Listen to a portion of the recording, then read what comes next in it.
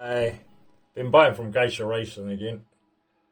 I bought some rock sliders for my custom buggy because the gap between the bottom of the chassis and there was horrendous, and I can't lower the body anymore. I can't get it any lower anymore. So I've altered the springs. I've moved the let's move that. I moved. No, I didn't. Not on these. I've moved the springs. That's what I've done on that one. I've played with the springs and the setup so it sits lower. And with that gap being smaller, I'm happy with it now. Right, going down to that orange beast. Yes, I've swapped bodies. I've now got my it's Vallejo colour shifting paints. There is a name for them. So it's like a blue with a orangey, pinky colour on top. Excuse me, hiccups. And I've also fixed it. I put a new pinion gear in the rear diff because the other one got melted out. Now, this is what I've done down here. I moved the sway bar arms onto the axles and moved the gatekeeper suspension. Instead of being there, I've moved to where the sway bars are. So that sits a lot lower, and hopefully it will do the same thing as the pen spring would. Now, where is it? Did I still have it around here? Oh no, it's disappeared. Nah, I've lost it. Never mind. Right. I bought a new chassis. Yeah, this is a big telltale. But I also bought the Desert Lizard internal 90mm shocks. And it really sits as low as possible. I bought the Psycho cage from Geisha Racing. Yeah, that's number 3 I bought from them.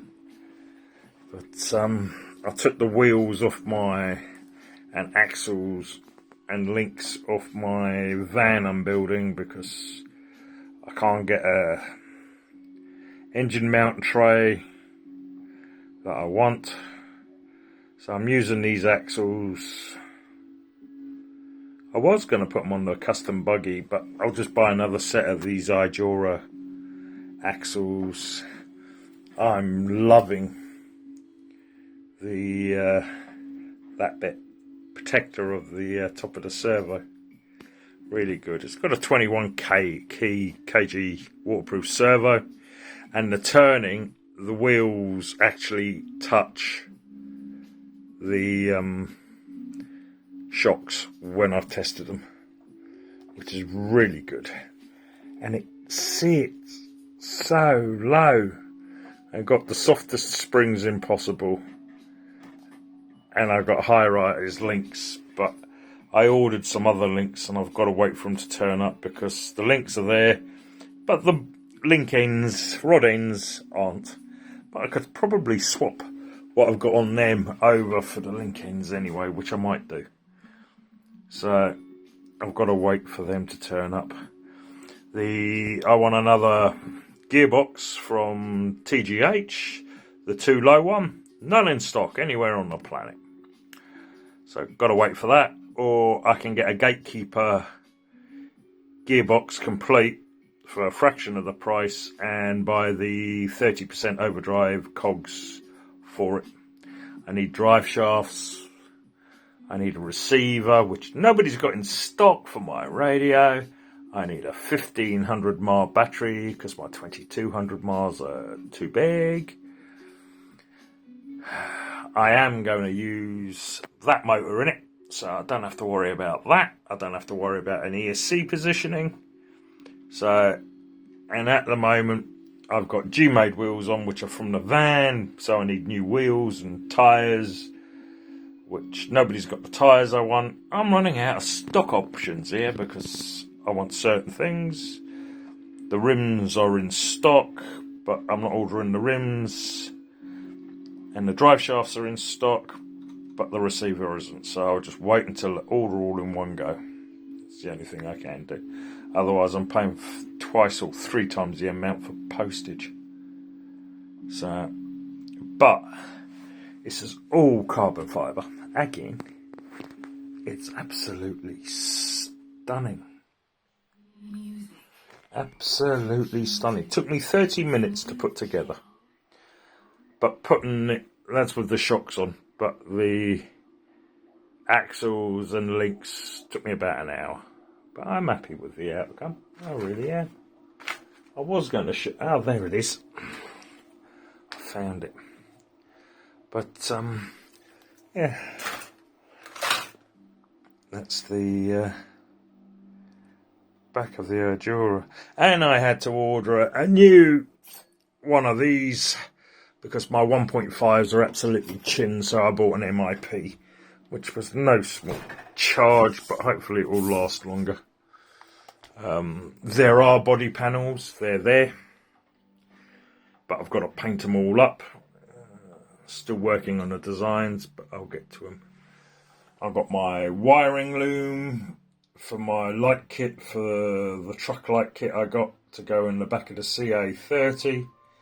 It all works. I've just got to figure out how to set it up. I don't think I can do it with my receiver I've got, so I might have to use a different radio and receiver. It's a bit of a pain, but at the end of the day, it is what it is, because I can't turn the lights on and off with my radio receiver. As much as I've tried, my Noble just doesn't want to do it. So either get another light kit and have two truck light kits I can't use, or use this truck light kit and use a different receiver, which I'll probably do because it's got 6 channels instead of 4, so I can add spotlights and stuff if I want. Or internal lights when I build the container on the back. So I might do that and just have switches on for 6 lights, which will probably be better than having switches on for 4 lights.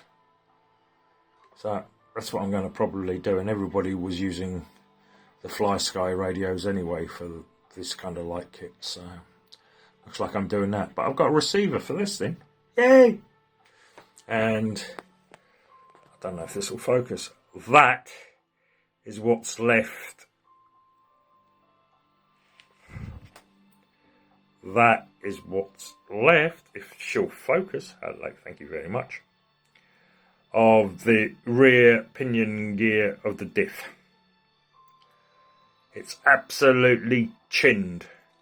I've got a funny feeling I'm going to have to put a different motor in that, because I've got a 35 turn. It's a 35 turn. The Holmes Hobby Crawlmaster Pro motor in it. And this is heavy duty and it's absolutely mullered. That's the second one. The first one was soft, just standard metal. This is heavy duty and I've just put another heavy duty in. So it's absolutely chinned out. So I'm going to have to either change the motor to put less power down or turn the motor right down. And hopefully it doesn't torque up and rip everything apart. And I've already turned it down, so I don't know what I'm going to do with that. But I am happy with my new chassis. It is light. With these, I've got steel wheels on at the moment. And with the steel wheels, it's just over £3.5. So the wheels I'm going to put on when I get them are going to be those Pro Builds and those tyres. So that's what I'm putting on. Same kind of colour. Probably there's either green or purples. I'm going to do a green and purple paint scheme, but a more detailed one and custom. So that's what I'm doing on that one. But everything else works. Well, that doesn't. That doesn't. That works. Trailer works. I've sorted that out. So I've got a few alterations to do so it connects, because the connection hook's a bit tight. Needs sanding to loosen up, which I will do. But and that will hook the trailer up. Gatekeeper, everything's ready to go for the summer. So that's my latest little project. So I'll see where I go from there, but with the different wheels and tyres on, it will sit probably as low, if not a bit lower, once the links are changed, because these links are just a slight touch too long, and I mean a slight touch, and they're for a SCX10, so I can use axial or element links, so, but they're not the links recommended, so I'm going to get some slightly different links. But this should be a beast on the rocks. Absolute beast.